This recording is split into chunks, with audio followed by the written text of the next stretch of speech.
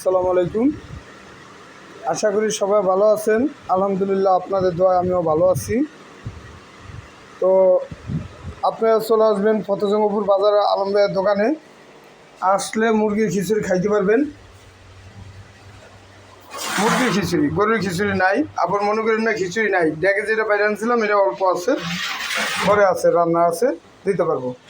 সাথে ডিম ভাজার ব্যবস্থা করা হয়েছে এক্সট্রা। আর অনেক রকমের মালামাল এখান থেকে নিতে পারবেন, অনেক রকমের মালামাল। আর সপরিবার নিয়ে আসতে পারবেন। বাচ্চার লিগে কেউ খাওয়া দাওয়া করতে পারতেছেন না, যে একরমের মাছ আছে, তারা দেখলেই খুশি।